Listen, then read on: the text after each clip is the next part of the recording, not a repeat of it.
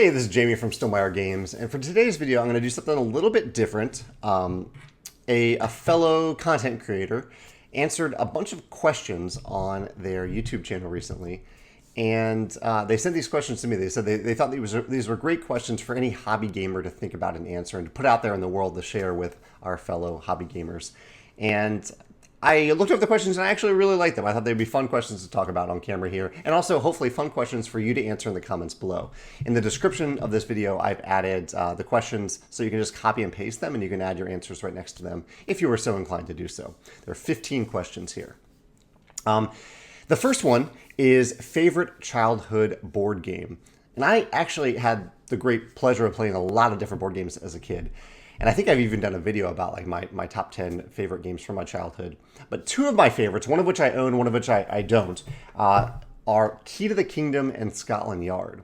Key to the Kingdom it was a game that it has actually been re-released now. There's a new version of the game, but it was just this giant magical board. I just remember getting so excited to open the box and see this board with all these different illustrations and locations and characters on it.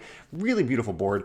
A lot of randomness to the game itself, but I had fun playing Key to the Kingdom. And Scotland Yard is one of the few games from my childhood that I still actively play and actively seek out plays of. And in fact, this is the copy of the game from my childhood. I think this copy of the game is a little over 30 years old now. But Scotland Yard is a hidden movement game where one player plays as Mr. or Mrs. X. They are hidden throughout the game, although they pop up. You can see where they are throughout the game. And the other players are working together to find Mr. X. It's the most simple, streamlined hidden movement game ever, I think, as far as I know. And because of that, it is so easy to get to the table, so easy to get immersed in what's happening because they're not kind of bogged down in a lot of other rules that you have to worry about. I love this as a hidden movement game. I love Scotland Yard. That is my favorite childhood board game. The second question is, what is the first game that I actually purchased? And this was a tough one to think about because I think typically as a kid, I would get games as gifts. But I think the first game that I actually spent money on was Magic the Gathering. This was when I was probably around 13 years old. And I have a very distinct memory of this. There were two shops that I went to. I grew up in Chesterfield, Virginia, Richmond, Virginia area. And there were two shops, one of which still exists, One-Eyed Jocks in Richmond, Virginia. Great store. And I distinctly remember going there to buy dice. And that might have been the first like gaming related thing that I bought. Because I was buying those dice to design games, and which I started doing when I was around 8 years old. And so that was probably my first gaming-related purchase, going to One-Eyed Jocks and buying some dice that I still have somewhere. They're these beautiful marbled dice, 14mm dice. But I think my first actual game purchase were two revised starter packs from Magic the Gathering, at a store that I can't remember, but I know it wasn't One-Eyed Jocks.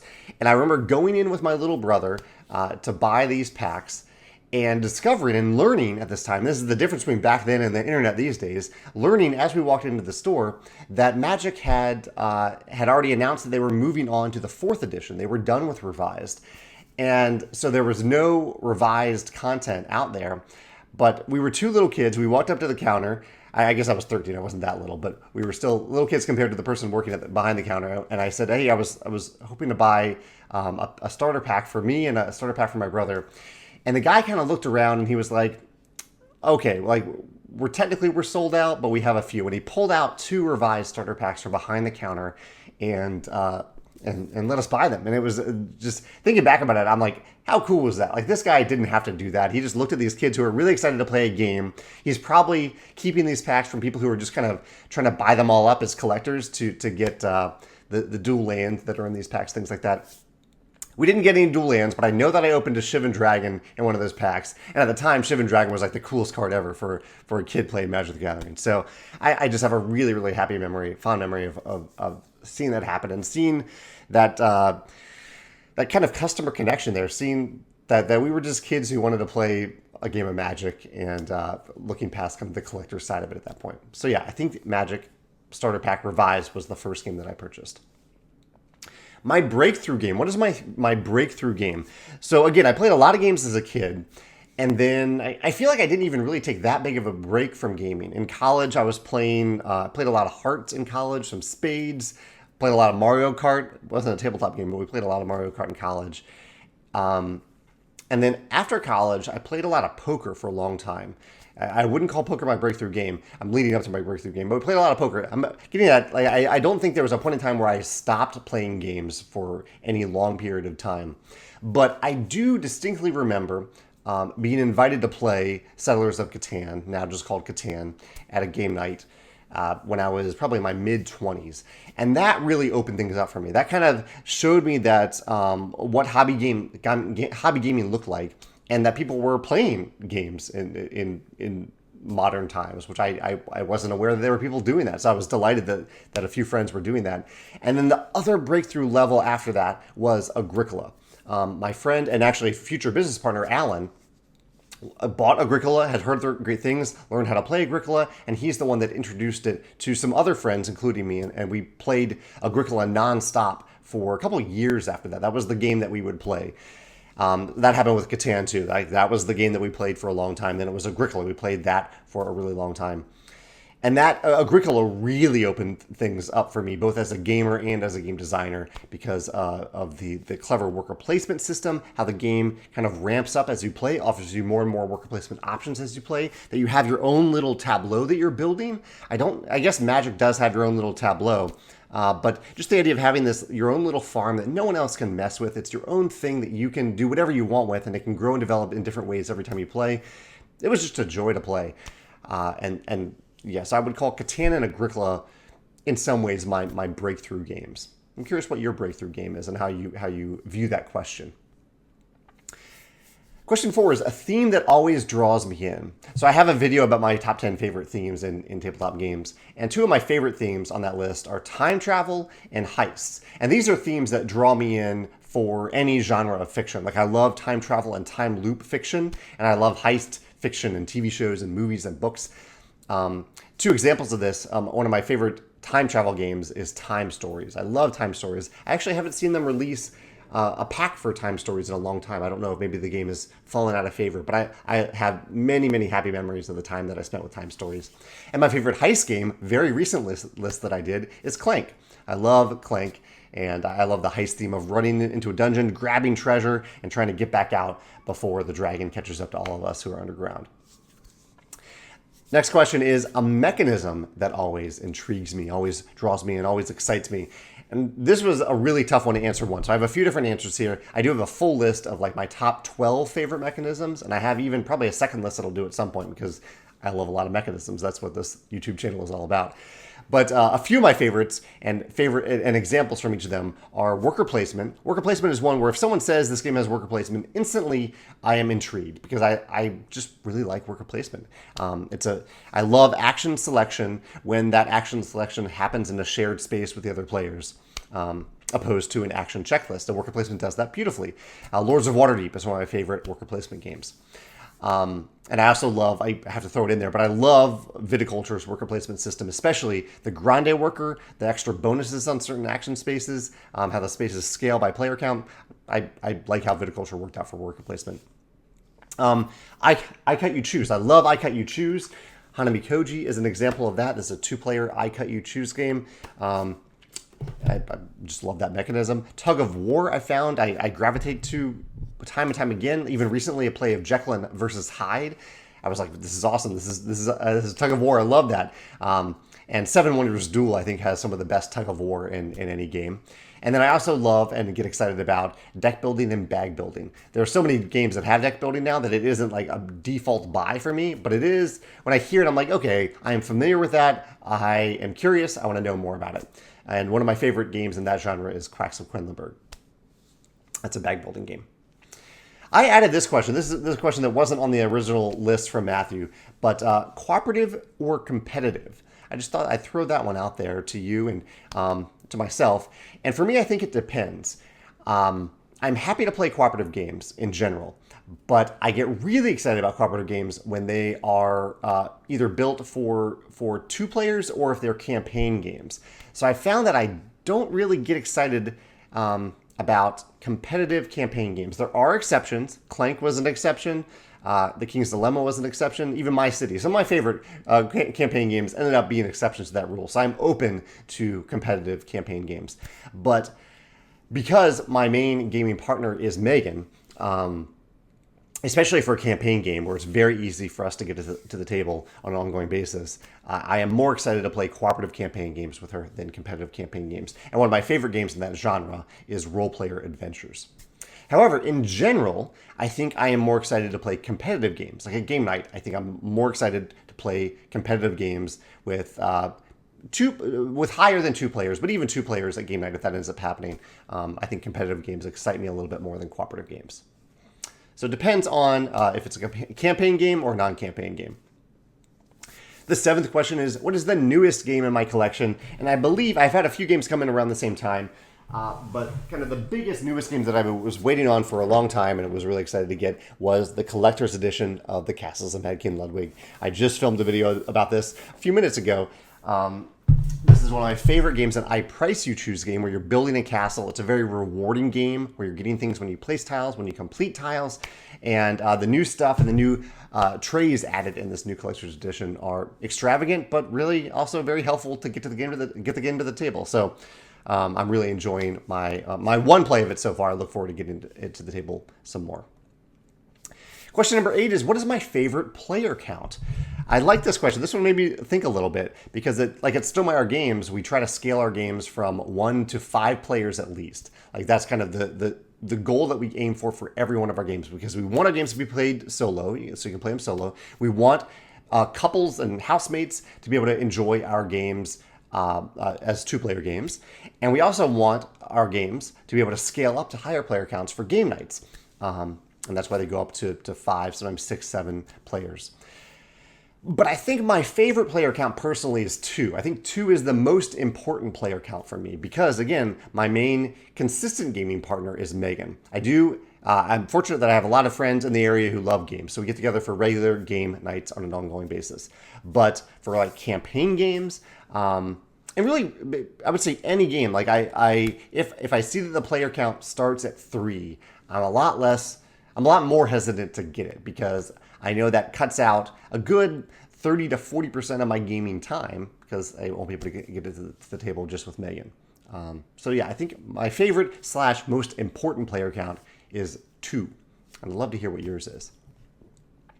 What player color do you use the most often? My favorite is red. The story behind this is maybe a little bit morbid, but one of the games that I played a lot as a kid was Risk. I had many fond memories of playing Risk, both with friends and at family reunions. And I thought for some reason that because red is the color of blood, that I could intimidate my opponents while playing Risk if I chose the color red. And so I always tried to play the color red in Risk and just got used to playing red. And so whenever I play games now, I choose red. I'm no longer actively thinking about intimidating my opponents by any means when I play other games, but that I think is the origin of it for me. And so I'm curious definitely about you too. Like, what color do you choose in games if you have the choice? And what is the origin of that? Do you remember, is there a specific reason beyond you just liking that color that you chose that color originally? Number 10 is, do I read the rulebook or do I watch a how to play video or learn the game in some other way? So how do I learn to play games? Whenever I am tasked with the job of learning a new game, what I typically do, let's see what I typically do, because it varies a little bit per game. I think normally I watch a video first and then I read the rule book. And then sometimes if I read the rule book, or however order that happens, and usually it's watch a video, then read the rule book. But if there is then an unexpected delay between when I learn the rules and then I need to actually play the game, I will typically then watch a video to refresh myself on how to play and before getting it to the table again. It's rare that I'll go through and reread the rule book afterward, but I will gladly watch a rules video more than once about a game. And I've watched many review videos about games, about the same game over and over again. So a little bit of both. Number 11 is, what's my favorite snack to eat while playing board games? As you know, I think if you follow my content, you probably know that I have a sweet tooth.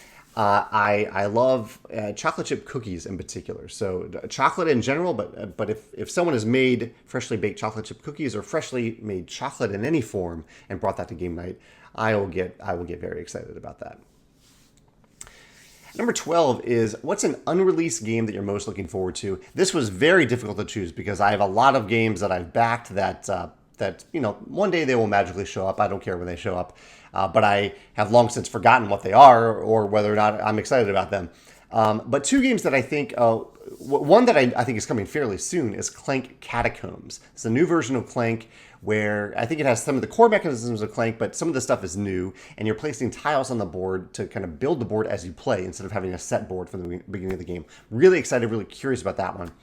And one of the kind of the bigger games that I'm excited about that won't be ready for a long time, and I'm okay with that, is Sleeping Gods Distant Skies. I had a really good time with Sleeping Gods. I am myself designing an open world game, and so any games that I see in that genre I get excited about to learn from.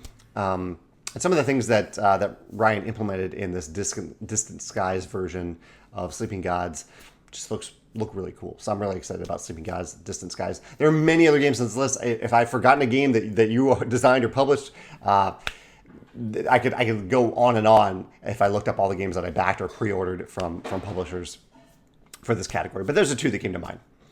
Number 13. Whenever I get a game, do I open it and punch it right away, or do I wait until I play it for the first time?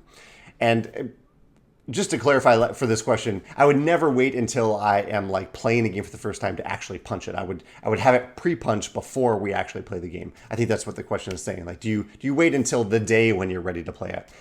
And typically, I think it depends on just how excited I am about the game or how curious I am about the contents. Oftentimes, I will open a game right away and see what's inside, but I would say it's pretty rare that I actually go through and punch it until I'm ready to learn it, because I kind of start to learn the game through the punching process. I'm getting familiar with the components as I'm going through that process. So typically, I would say I wait to actually punch, like sort the components and punch the components if that's part of the game until I'm ready to actually play it. Number 14 is, what is my favorite thing about the board game hobby? There's so much here. I mean, I've made a career out of this hobby, but it's also, for this video in particular, I'm talking about the game hobby itself. Like this hobby itself has brought me so much joy as a person, as a player, as a gamer. And so I think two things that I'll say here that I really love about it, two favorites, are one, I love shared excitement about any geeky thing, about any nerdy thing. I love getting excited with someone else about a book or a movie or a TV show or a game. I love that shared excitement. And because I pay attention a lot to the board game community, I love shared excitement. I love when people share that excitement. It also means that when someone chimes into a conversation about shared excitement and they say, oh, I'm not excited about this, or however they want to say that in much cruder ways sometimes, it doesn't sting necessarily, but I'm like, I wish you didn't need to do that, because this is one of my favorite things about it. I love sharing my excitement with games with other people. So that's one of my favorite things. And I also love, as an introvert, I love that I have found gaming as an outlet for interacting with people in a way that feels very comfortable to me and isn't exhausting for me, because there are elements of my introversion, that even social anxieties, where it's just exhausting for me to kind of like do small talk with someone, to mix and mingle, to go to a happy hour. That doesn't really happen during the pandemic anymore, but that to me is the most exhausting thing in the world, to go to a happy hour. So I love people, and so I love that gaming provides an outlet for me to have this magic circle, this construct, these rules that we get to follow, that we get to talk about, where we've all kind of decided we're going to get excited about this game for the next hour or so, and we're gonna talk in the language of this game for that hour or so, and that is really good for me as an introvert, and I think good for introverts in general. So that is one of my favorite things about the board game hobby. Last question, 15. Do I have any hobbies other than board games? I do. Board gaming, I would say, is probably my main hobby, but I do have other passions. Over the last few years, I've gotten really into disc golf. I've generally had like one sport that I've been active in over the course of my life. In college, it was ultimate frisbee. After that, it was pick up soccer and pick up football. Then before the pandemic, it was indoor rock climbing, and now during the pandemic, it's been disc golf. I really, really enjoy disc golf. It's one of my main hobbies. I love to read. I love to write. Writing was kind of my other creative passion for a long time.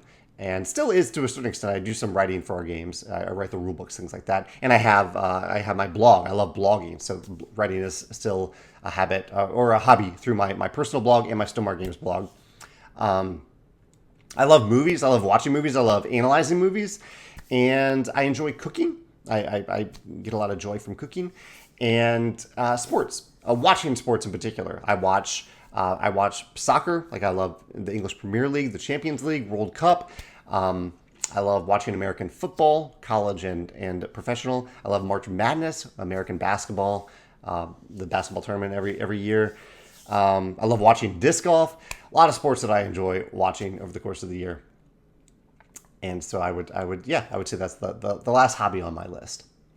Those are the 15 questions. Those are my answers. I'd love to learn more about you as a hobby gamer and a nerdy, geeky hobbyist in general. So let me know in the comments below what your answers to these questions are. If you want to answer them, you can just copy and paste the list from the description and then write your answers next to each question. I'd really love to learn more about you, especially if you're someone who is active on this YouTube channel. That would let me learn a little bit more about you as we continue this conversation through this channel. So yeah, let me know in the comments below your answers to these questions. Thanks.